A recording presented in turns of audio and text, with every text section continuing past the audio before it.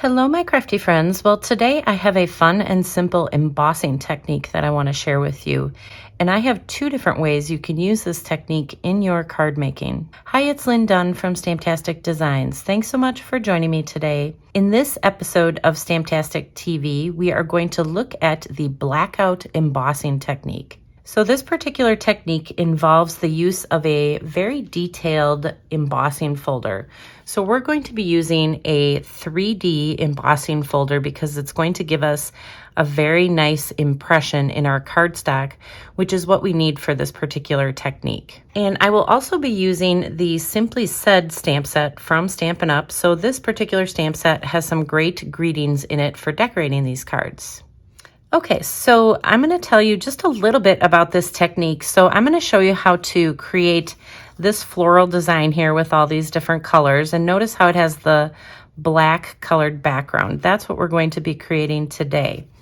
And so basically what you need is just a piece of cardstock that is embossed with, I recommend a 3D embossing folder because it gives a really nice impression in your cardstock. So we are actually not going to be using the raised area like you normally would with the embossed area. We're going to flip it over and we're going to use the debossed side.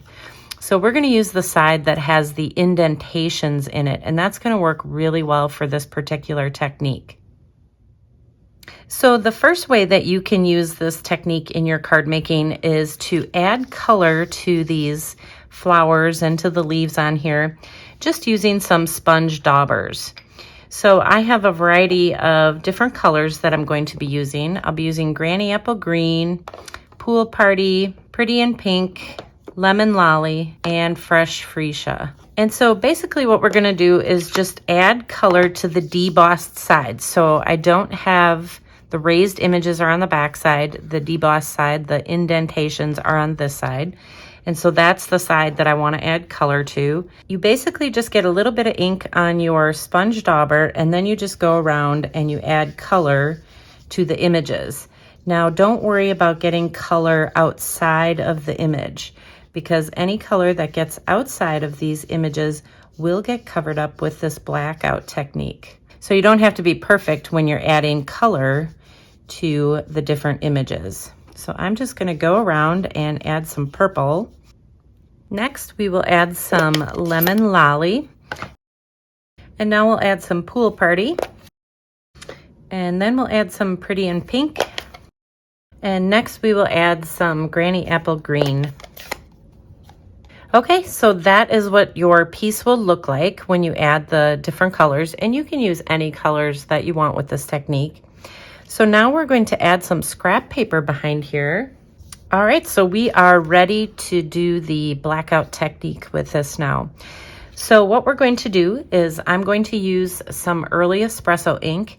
You can use, this dark brown. You can use really any color that you want. You could use black memento.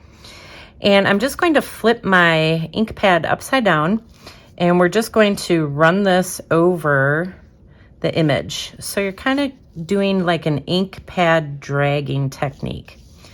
And as you run this over the image, you can see it picks up that early espresso color on the raised part, and the part that we colored stays kind of indented. So that's the cool part of this technique, and you can just keep going over and adding ink to different spots until you have it all kind of filled in the way you want. And that is what our design looks like. Isn't that cool? Okay, so the second way that you can use this technique in your card making is simply to use some stamping blends to do your coloring. So these are alcohol-based markers, and they work really great just for coloring in your images. So I'm going to just use the exact same colors. So instead of using the sponge daubers to add color this time, I'm just going to color in all of these images here with my Stampin' Blends. And again, you don't have to worry about getting excess color over here, because anything that is raised higher than this image that I'm coloring will be covered with the early espresso ink when we do the blackout technique.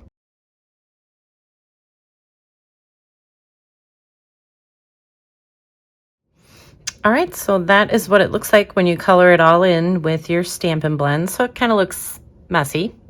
But now we're going to add the blackout technique, and it's just going to look amazing.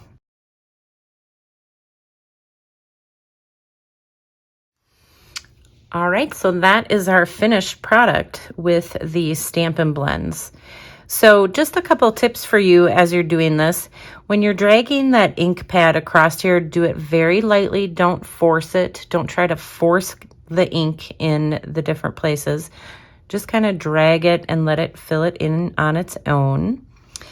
And I'm just going to show you what they look like side by side, because there is a difference between using the sponge daubers and using the blends. So this is the blends. So it looks a little bit darker, a little more defined than using the sponge daubers. Plus, when you're using the Stampin' Blends, you can really get into the different corners and the different sections of the flowers compared to using the dauber.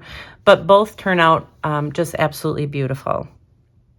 All right, so now you can take these two sheets, which are 4 by 5 1/4 inches. That's just the piece of white cardstock that I used. You can use any size cardstock with this particular technique, but I chose that because I wanted to make 3 different cards. So I used 1 full sheet, a 4 by 5 1/4 inch piece for this particular card. And then this other sheet, I just cut it down into 2 pieces, which is this one's 1 1/2, and this one is 2 1/2 inches wide, and they're both 5 1/4 inches long. And so you can get the full tutorial for these cards by clicking on the link featured in the description below this video. Okay, so there you go. Now you have 2 different ways you can use the blackout embossing technique in your card making. Thanks so much for joining me today. If you enjoyed this video, please let me know by liking it and sharing it with your friends. And leave me a comment below to let me know what you enjoyed most about the video and the cards shared here today.